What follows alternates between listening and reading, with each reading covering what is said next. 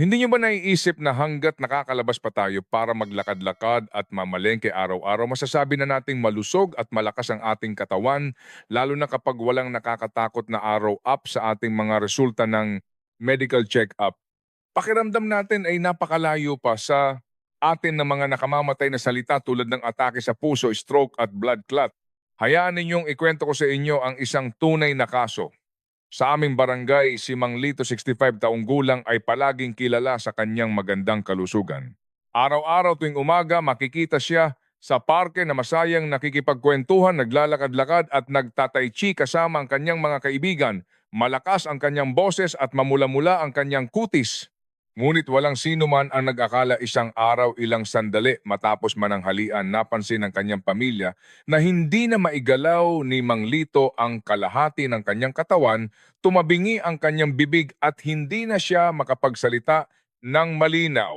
Agad siyang isinugod sa ospital at ang diagnosis ay parang isang malakas na kulog sa isang maaliwalas na langit, malawakang stroke. Nagtaka ang lahat kung paanong ang isang taong maayos pa noong umaga ay bigla na lang bumagsak. Sa katotohanan, maraming biglaan sa mundong ito ang hindi naman talaga biglaan. Tulad ng isang iceberg, ang nakikita lang natin sa ibabaw ng tubig ay isang maliit na bahagi. Ang tunay na malaking panganib ay matagal nang nagtatago sa ilalim. Ang blood clot, ang tahimik na mamamatay tao sa ating mga daluyan ng dugo ay ganito rin. Hindi ito hayagang magsasabi sa iyo na darating na siya. Sa halip sa pamamagitan ng ilang napakaliit na senyales na madalas nating ipinagkakamali bilang normal na bahagi ng pagtanda, ay tahimik niyang sinusubok ang hangganan ng iyong kalusugan. Siguradong hindi ninyo aakalain na ang pinakamaagang paraan para matuklasan ang tahimik na mamamatay taong ito, ang blood clot, ay sa pamamagitan ng pinakapamilyar ninyong gawain araw-araw, ang paglalakad. Ang inyong mga binte sa katunayan ang pinakasensitibong blood clot alarm sa buong katawan. Habang kayo ay naglalakad, ang inyong postura, ang pakiramdam sa inyong mga binte at ang reaksyon ng inyong katawan pagkatapos maglakad ay parang isang napakatumpak na blood vessel scanner na patuloy na nag-uulat ng tunay na kalagayan ng inyong mga daluyan ng dugo. Sa video natin ngayon, ituturo ko sa inyo kung paano basahin ang 4 na senyales ng blood clot na pinakamadaling lumabas habang naglalakad. Ang 4 na senyales na ito ay walang kinalaman sa pagod, pananakit ng katawan o pagtanda. Kapag lumitaw ang mga ito, nangangahulugan itong maaaring may bara na talaga sa inyong mga daluyan ng dugo. Ito ang pinakamalinaw at pinakaapurahang babala mula sa loob ng inyong katawan na nagsasabing, may bara dito, tulungan ninyo ako. Kung kayo ay mahilig ding maglakad-lakad, mangyaring panoorin ninyo ang video na ito hanggang sa dulo. Dahil ang ilang tila maliliit na problemang ito ay maaring ang huling rehearsal bago dumating ang isang malaking karamdaman sa hinaharap. Huwag na nating lokohin ang ating sarili sa pagsasabing, ganito talaga kapag tumatanda na. Ang panawagan ng tulong ng ating katawan ay hindi natin dapat balewalain kahit isang beses. Bago tayo magsimula sa ating paksa, kung nag-aalala kayo sa kalusugan ninyo at ng inyong pamilya, mangyaring i-click muna ang subscribe button sa ibaba at i-on ang notification bell. Sa ganitong paraan, hindi ninyo malalampasan ang mas maraming praktikal na kaalaman sa kalusugan sa hinaharap. Dito sa channel na Gabay sa Kalusugan, tatalakayin natin ang mga katotohanan tungkol sa kalusugan na bihirang sabihin sa inyo ng mainstream media. Kung gusto ninyo ang aming ibinabahagi, mangyaring mag-type ng 1 sa comment section. Ito ang pinakamainit na suporta para sa aming patuloy na paglikha. Inaanyayahan din namin kayong ibahagi ang inyong mga pananaw at karanasan sa comment section sa ibaba.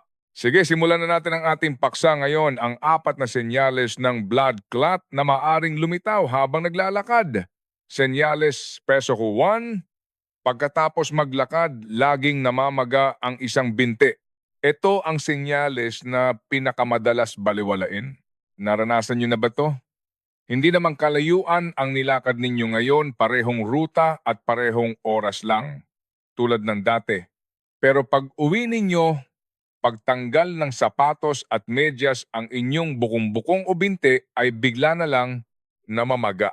Malambot ito at kapag pinindot ng daliri, nagiiwan ito ng isang malinaw na lubog na matagal bago bumalik sa dati. Kapag hinawakan, mabigat at manas ang pakiramdam at may kasama pang hindi maipaliwanag na kirot. Ang unang reaksyon ng marami ay, napagod lang ako sa paglalakad, nagmanas lang, ibabad ko lang sa tubig at magpahinga, mawawala rin to.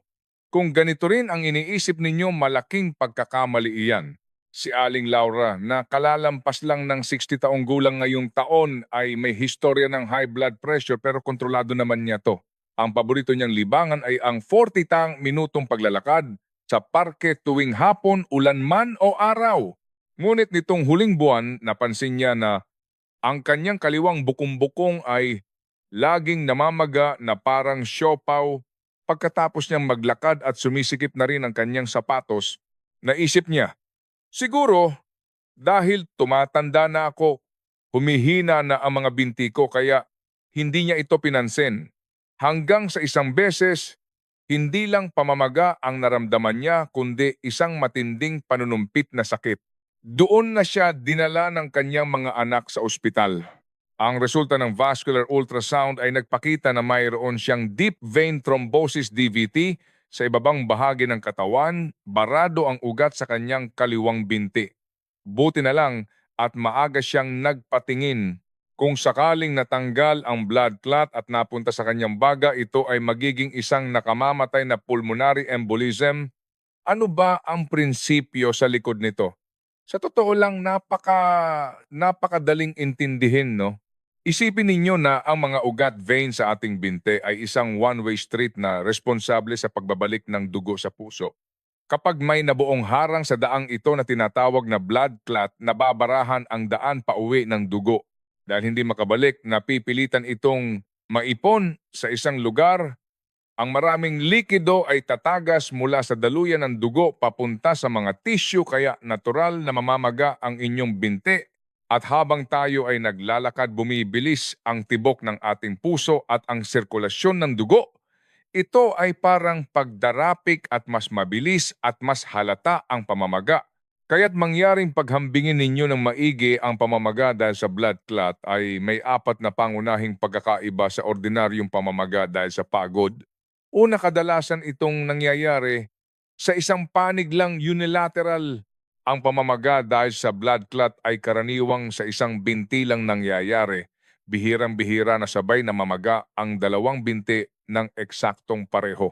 Kung napapansin ninyo na laging isang paa o isang binti lang ang namamaga habang ang isa ay normal, dapat na kayong maging alerto. Pangalawa, may kasama itong pananakit o pakiramdam na banat. Hindi lang ito pamamaga, mararamdaman ninyo na banat ang balat at may pananakit o kirot sa loob. Maaring masakit din kapag pinipindot ang kalamnan sa binti cuff. Pangatlo, maaaring magbago ang kulay ng balat. Ang balat sa namamagang binte ay maaaring maging mamula-mula o manilaw-nilaw na kulay ube at maaaring mas mainit din ito kumpara sa kabilang binte. Pang-apat, hindi gaanong gumiginhawa kahit magpahinga.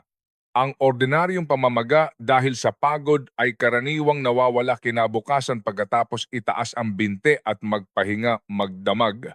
Ngunit ang pamamaga dahil sa blood clot ay maaaring hindi pa rin tuluyang nawawala kinaumagahan. Kung paulit-ulit ninyong nararanasan ang alinman sa mga sitwasyong nabanggit pagkatapos maglakad, mangyaring itigil na ang pagbabaliwala. Huwag nang aliwin ang sarili sa pag-iisip na dahil lang ito sa malayong nilakad o mahinang bato. Ito ay maaaring ang pinakadirektang panawagan ng tulong mula sa inyong mga daluyan ng dugo sa binti. Ang pagpunta agad sa vascular surgery o peripheral vascular department ng ospital para magpasuri ay ang pinakamalaking responsibilidad ninyo sa inyong sarili. Senyales dasyang 2. Pakiramdam na parang may pabigat na tingga sa mga binti habang naglalakad, kailangan huminto kada ilang hakbang. Ang senyales na ito ay napakadaling makalinlang. Maraming tao ang napagkakamalan itong simpleng paghina ng katawan.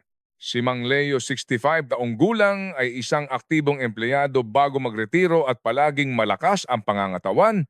Ang paglalakad ang pinaka-enjoy niyang bahagi ng araw.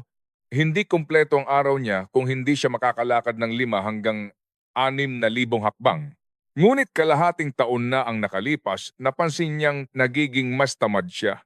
Mula pa lang sa kanilang bahay hanggang sa hardin ng kanilang subdivision na ilang daang metro lang ang layo, nararamdaman na niyang naninigas at nangangalay ang kanyang mga binti, nawawalan ng lakas na parabang puno ng tingga. Bawat hakbang ay napakahirap at kailangan niyang huminto ng 1 o 2 minuto bago makapagpatuloy. Noong una, inakala rin niyang dahil lang ito sa pagtanda at paghina ng katawan. Dagdag pa ang mainit na panahon, normal lang daw na mapagod kapag mabilis maglakad, ngunit lalong lumala ang problema. Hindi lang paninigas ng binti, sinabayan pa ito ng mabilis na pagtibok ng puso, hirap sa paghinga at paninikip ng dibdib. Doon na niya naramdaman na may mali. Hindi ito simpleng pagod.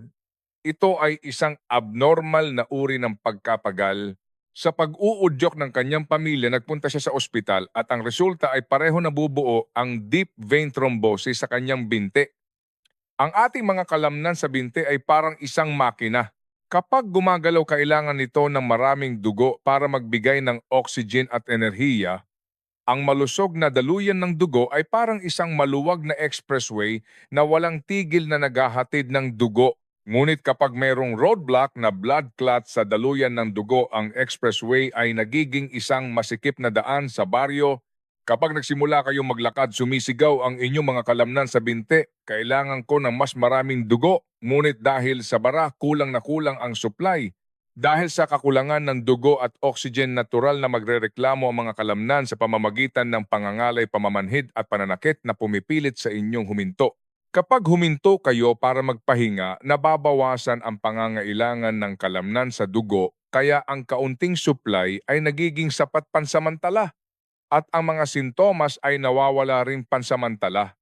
Ang ganitong pakiramdam ng kabigatan na lakad-hinto ay may malaking pagkakaiba sa ordinaryong pagod. Mangyaring maging alerto sa mga sumusunod. Una, ito ay regular na nangyayari. Hindi ito basta-basta lang lumilitaw. Napaka-regular nito. Halimbawa, maaring sa tuwing aabot kayo sa halos parehong distansya, ilang daang metro o ilang 10 metro, ay lilitaw ang mga sintomas. Pangalawa, gumiginhawa ito pagkatapos magpahinga. Ang pinakamalaking katangian nito ay kapag huminto ka at magpahinga sandali, ang discomfort ay malinaw na nababawasan o nawawala, na nagpapahintulot sa iyong magpatuloy sa paglalakad. Pangatlo, may kasama itong ibang sintomas. Sa malalang kaso, bukod sa binti, maaaring may kasama itong hirap sa paghinga, kaba at pangkalahatang panghihina ng katawan. Pang-apat, ito ay nasa partikular na lugar. Ang ganitong kabigatan at pangangalay ay karaniwang nakasentro sa bahagi ng calf o kalamnan sa binti. Kaya't huwag nang basta-basta isisi sa pagtanda ang ganitong hindi makalakad. Ito ay maaaring isang seryosong babala mula sa inyong venous circulatory system at isang tipikal na maagang sintomas ng venous thrombosis. Lalo na sa mga kaibigan nating may high blood pressure, diabetes, sakit sa puso o matagal nang naninigarilyo, kapag lumitaw ang ganitong sitwasyon, huwag nang mag-aksaya ng panahon. Agad na magpatingin sa ospital. Huwag nang hintayin tuluyang mabara ang daluyan ng dugo bago magsisi. Senyales 3. Habang naglalakad, biglang paninikip ng dibdib, hirap huminga at pinagpapawisan ng malamig. Ito ang pinakamapanganib at pinakanakamamatay sa lahat ng senyales. Kung maranasan ninyo ito habang naglalakad, kailangan ninyong humingi agad-agad ng tulong. Maraming tao kapag nakarinig ng paninikip ng dibdib at hirap sa paghinga, ang unang naiisip ay inaatake sa puso o humihina ang puso at baga dahil sa edad. Ngunit minsan ang katotohanan ay mas nakakatakot pa kaysa rito. Ang salarin ay maaaring wala sa puso kundi nasa inyong mga baga. Hindi ito sakit sa puso, maaaring ito ay nakamamatay na pulmonary embolism. Ang pulmonary embolism ay tinaguriang #1 killer sa mga sakit na may kinalaman sa blood clot dahil mabilis itong umatake, mataas ang mortality rate at napakagaling magtago. Ang pinagmulan nito ay madalas wala sa baga kundi sa mga malalalim na ugat, deep veins sa ating mga binti. Kapag ang blood clot sa binti ay hindi matatag at biglang natanggal, ito ay parang isang bala na dadaan sa expressway ng sirkulasyon ng dugo, paakyat, dadaan sa puso at sa huli ay babara sa mga arteryang patungo sa baga. Ang baga ang organ na responsable sa palitan ng hangin sa ating katawan. Kapag ito ay nabarahan, biglang mawawalan ng oxygen ang katawan na magdudulot ng isang serye ng mga nakamamatay na reaksyon. Mangyaring tandaan ang mga tipikal na sintomas ng pulmonary embolism habang naglalakad. Una, hirap sa paghinga na hindi tugma sa ginagawang aktibidad. Ilang hakbang pa lang sa patag na daan o sa isang bahagyang paakyat, nakakaramdam na ng matinding paninikip at bigat sa dibdib, pakiramdam na hindi makahinga at mabilis na paghinga. Pangalawa, hindi maipaliwanag na pagkataranta at pagpapawis ng malamig. Kasabay ng paninikip ng dibdib, mararamdaman ang sobrang bilis ng tibok ng puso at kahit na isang pakiramdam ng takot na malapit ng mamatay habang pinagpapawisan ng malapot at malamig. Pangatlo, maaaring may kasamang pagkahilo at pagduduwal. Dahil sa matinding kakulangan ng oxygen sa utak, maaaring makaranas ng pagkahilo, panlalabo ng paningin, hindi makatayo ng tuwid at kahit na pakiramdam na nasusuka. Pang-apat, pangingitim ng labi at mga kuko. Ito ay isang tipikal na senyales ng kakulangan ng oxygen sa katawan. Sino ang mga kailangang mag-ingat ng husto? Ang mga taong kailangang umupo ng matagal tulad ng paglalaro ng mahjong, mahahabang biyahe sa bus, mga taong laging nakahiga, mga kagagaling lang sa malaking operasyon lalo na sa buto, o mga nakaranas ng mahabang biyahe sa eroplano o tren ay mga high-risk na grupo para sa pulmonary embolism. Dahil sa matagal na hindi pagkilos, madaling mamuo ang dugo sa mga binti. Kaya't kung paulit-ulit na lumilitaw ang mga nabanggit na sintomas habang naglalakad o umaakyat ng hagdan, huwag na itong ipaliwanag bilang pagod o pagtanda. Ito ay maaring ang pinakamataas na antas ng alarma na ibinibigay ng inyong katawan. Agad na itigil ang anumang gawain, humingi ng tulong sa mga taong malapit sa inyo at huwag mag-atubiling tumawag ng emergency. Ang oras ay buhay. Bawat segundo ay mahalaga. Senyales 10 kapor, nanlalamig ang mga paa habang naglalakad. Ang senyalis na ito ay nakakalito rin at madalas na pagkakamalang lamig sa katawan, pasma o mahinang pangangatawan. Maraming tao kapag nanlalamig ang paa ay agad na iniisip na mahina ang kanilang kidney energy o sinisisi ang sarili sa manipis na suot. Kaya't ibinababad ang paa, naglalagay ng kung ano-anong pamahid, nagsusuot ng mas makapal na medyas at ginagawa ang lahat ng paraan. Ngunit alam nyo ba, kung hindi naman manipis ang suot ninyo at hindi naman malamig ang panahon, pero sa tuwing lalabas kayo para maglakad ang inyong mga paa ay nagiging kasing lamig ng yelo at may kasama pang pamamanhid, maaaring hindi ito ordinaryong lamig. Maaaring barado na ang mga artery sa inyong mga binti. Tingnan natin ang kaso ni Mang Tomas, 70 taong gulang. Si Mang Tomas ay napakaingat sa kalusugan at naniniwala na life is in motion. Araw-araw, umaga't hapon, siya ay naglalakad, umaasang mapapanatiling malakas ang kanyang mga buto at kalamnan at mapapabuti ang sirkulasyon ng dugo. Ngunit kamakailan, napansin niya ang isang kakaibang bagay sa tuwing naglalakad siya, ang kanyang mga paa ay nagiging kasing lamig ng yelo. Minsan ang lamig na iyon ay tumatagos pa sa dalawang makapal na medyas at dumediretso sa kanyang mga buto.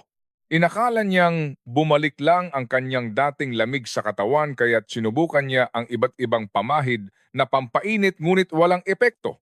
Ilang araw lang ang lumipas, hindi lang nanlalamig ang kanyang mga paa, nagsimula na rin itong mamahid at namumutla ang kulay. Pagkatapos ng ilang hakbang, pakiramdam niya ay hindi na niya paa iyon, nawawalan na ng pakiramdam. Doon na siya nataranta at agad na nagpasama sa kanyang anak sa ospital. Ang resulta ng arterial ultrasound ay ikinagulat ni Mang Tomas. Ang artery sa kanyang kanang bukong-bukong ay sumikip na ng mahigit 75% at nasa bingit na ng pagbuo ng blood clot. Ang arterial thrombosis ay kabaligtaran ng venous thrombosis na nauna nating tinalakay. Ganito ninyo ito maiintindihan, ng mga artery ay ang heating pipes na responsable sa paghahatid ng mainit na dugo na may oxygen at init mula sa puso patungo sa dulo ng ating mga braso at binte. Ang mga vein naman ay ang drainage pipes na responsable sa pagkolekta ng maruming dugo na nagamit na. Kaya't kapag barado ang vein, parang baradong drainage at ang sintomas ay pamamaga. Ngunit kapag barado ang artery, parang naputol ang supply ng init at ang sintomas ay panlalamig, pamamanhid at pamumutla. Kapag nagsimula kayong maglakad, ang mga kalamnan sa inyong mga binte ay nangangailangan ng dobleng supply ng mainit na dugo para gumana. Ngunit dahil ang heating pipe na ito, ang artery ay makitid na o barado na ng blood clot, hindi makarating ang init. Natural na lalong lalamig at mamamanhid ang inyong mga paa habang naglalakad. Mangyaring suriin agad ang inyong sarili kung mayroon kayo ng mga sumusunod na sitwasyon. Una, patuloy na panlalamig ng mga paa. Kahit na makapal ang inyong suot, mainit ang inyong mga kamay at hindi nilalamig ang katawan, pero ang inyong mga paa ay laging malamig. Pangalawa, lalong nanlalamig habang naglalakad. Habang naglalakad, bumababa pa ang temperatura ng inyong mga paa sa halip na tumaas. Kapag huminto at nagpahinga, doon lang bahagyang bumubuti ang pakiramdam. Pangatlo, malinaw ang pagkakaiba ng temperatura ng dalawang paa. Ang isang paa ay may normal na temperatura habang ang isa ay kitang-kitang mas malamig. Pang-apat, abnormal na kulay at pakiramdam. Ang nanlalamig na paa o daliri sa paa ay mas maputla kaysa sa kabila o maaaring may mga patse-patse. Manhid ang pakiramdam na parabang may suot na medyas na humaharang sa pakiramdam. Panglima, pagkalagas ng buhok sa binti at pagnipis ng balat. Ang matagal na kakulangan ng supply ng dugo ay nagdudulot din ng pagkalagas ng buhok sa binti at ang balat ay nagiging manipis at makintab. Kung mayroon kayo ng mga katulad na sitwasyon, hindi na ninyo ito dapat ipagpaliban. Huwag laging isipin na malulutas ito ng pagbababad ng paa. Iyon ay pansamantalang lunas lamang. Ang tunay na makakatulong ay ang pagpunta sa ospital para magpa-lower extremity arterial ultrasound para malaman kung ang inyong heating pipes ay talagang malapit ng mabara. Ang problema sa daluyan ng dugo ay hindi nabubuo sa isang araw. Ngunit kung isang araw mas maaga itong matuklasan at maaga pan maiiwasan ninyo ang pagdating sa punto ng pagputol ng paa o mas malalang kahihinatnan, huwag nang hintaying tuluyang mawalan ng pakiramdam ang inyong mga paa at hindi na makalakad bago magsisi. Mga kaibigan, pagkatapos marinig ang apat na senyales na ito, hindi ba't medyo kinabahan din kayo? Maraming tao ang laging iniisip na kapag tumatanda na normal lang na humina ang mga binte, medyo mamaga, medyo bumigat, medyo manlamig at medyo hingalin. Ngayon, dapat ninyong maintindihan na sa likod ng mga normal na ito na ating nakasanayan ay maaaring nagtatago ang isang nakamamatay na panganib. Ayon sa pandaigdigang datos, bawat taon mahigit 10 milyong tao ang namamatay dahil sa mga sakit na may kinalaman sa blood clot tulad ng atake sa puso, stroke at pulmonary embolism. At sa mga ito, karamihan sa mga trahedya ay maaring maagang natuklasan at naiwasan. Ang pagbuo ng blood clot ay hindi nangyayari sa isang iglap. Ito ay isang proseso ng unti-unting pagbara sa ating mga daluyan ng dugo. At ang mga senyales ng pagbara na ito ay totoong nakatago sa bawat hakbang ninyo habang naglalakad araw-araw. Mga kaibigan, dito na magtatapos ang ating pagbabahagi ngayon. Sa huli, balikan natin ng mabilis ang mga pangunahing punto ngayon para mas madali ninyong masuri ang inyong sarili. Ang apat na senyales ng blood clot na pinakamadaling lumabas habang naglalakad. 1. Senyales ng pamamaga pagkatapos maglakad, walang dahilan na pamamaga ng isang binti o bukong-bukong na nagiiwan ng lubog kapag pinindot. 2. Senyales ng kabigatan, hindi makalakad ng malayo dahil sa bigat ng mga binti na parang may pabigat na tingga, kailangang huminto at magpahinga bago gumaan ang pakiramdam. 3. Senyales ng hirap sa paghinga. Bahagyang aktibidad pa lang ay nagdudulot na ng paninikip ng dibdib, hirap sa paghinga at labis na pagpapawis. 4. Senyales ng panlalamig. Kahit makapal ang suot, lalong nanlalamig ang mga paa habang naglalakad at maaaring mamahid at magbago ang kulay. Kung kayo o ang inyong mga kapamilya ay nakakaranas ng alinman sa mga nabanggit na sintomas habang Naglalakad mangyaring wag na itong sabihing dahil lang sa pagtanda o pagod. Ito'y maaring blood clot, ito'y maaring ang huli at pinaka-apurahang panawagan ng tulong mula sa inyong mga daluyan ng dugo. Ang aktibong pagbibigay pansin sa mga pagbabago sa inyong katawan ay hindi pagiging praning, kundi ang pinakaaktibo at pinakamatalinong paraan ng pangangalaga sa inyong buhay.